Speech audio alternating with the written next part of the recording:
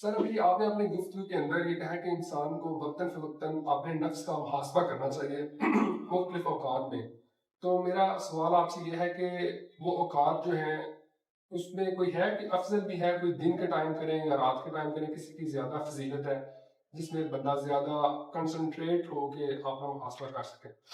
اچھا، آپ کے اس سوال سے دو سوال ایکچولی نکلتے ہیں. ایک چیز آلریڈی ایک دو لوگوں نے میرے سے میری کل کی ویڈیو پہ ڈسکس کی تھی، وہ میں ڈسکس کرتا ہوں، پھر آپ کے سوال کی طرف آتا ہوں کیونکہ یہ کنیکٹڈ ہے، مجھے ایک دم خیال آ گیا.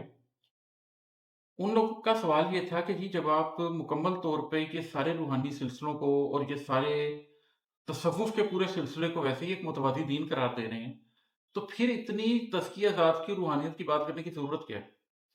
میں نا آپ کو ایک بات واضح کروں. اگر آپ تصوف کو اپناتے ہیں مکمل طور پہ، تو وہ تو صرف گھاٹے کا سودا ہے، اس لیے کہ اس کے اندر میں پہلے بھی بتا چکا ہوں کہ آپ لوگوں کو وہ مقام دینے لگ جاتے ہیں کہ نعوذ باللہ آپ شرک تک لے جاتے ہیں بات کو.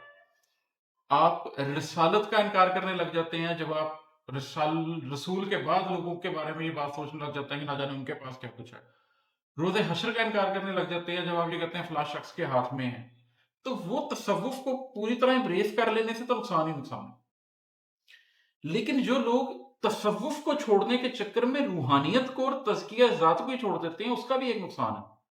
وہ نقصان یہ ہے کہ وہ بڑا مونوٹنس قسم کا ایک دین ہو جاتا ہے، اور وہ دین بس عمل کا نام رہ جاتا ہے، تزکیہ ذات کی بات نہیں کرتا. اچھا، اب اس عمل کا بھی فائدہ تو ہے، کیونکہ ظاہر ہے ہم اس رہبانیت کو بھی پسند نہیں کرتے کہ کوئی غار میں بیٹھ کے اللہ اللہ کرے. تو ہوتا یہ ہے کہ ایک طرف تصوف کی تمام برائیوں کو چھوڑنا، اس کی وجہ سے وہ روحانیت سے پیچھے ہوا. پھر عمل کی دنیا میں بڑھنا، اس کی وجہ سے وہ تزکیہ ذات سے پیچھے ہوا. دو اچھے کاموں کی وجہ سے اینڈ میں ایک برا نتیجہ یہ نکل گیا کہ تزکیہ ذات کا ذکر ہونا ہی بند ہو گیا. میں اس لیے یہ کہتا ہوں کہ بھائی روحانیت کا جس طرح سے پورا اسکول آف تھاٹ بنا ہوا اس کا انکار ہے، تصوف کا کمپلیٹ انکار. اس بات کا اقرار بھی ہے کہ بیٹھ کے بس اللہ اللہ کرتے رہنا اور تزکیہ ذات ہی کرتے رہنا اور تزکیہ نفسی کرتے رہنا اور تزکیہ قلب ہی کرتے رہنا اور عمل کی دنیا میں آنا ہی نہ. ظالم بادشاہ جو مرضی کرے، تم نے بیٹھ کے کمرے میں کونے کونے میں اللہ اللہ ہی کرنا ہے، یہ بھی غلط ہے. مگر جب یہ جان لیا کہ شرک کی طرف نہیں جانا، جب یہ جان لیا کہ بنیادی طور پہ عمل کی طرف آنا ہے، تو چھری تیز کرنا بکرا ذبح کرنے سے پہلے تو ضروری ہے نا.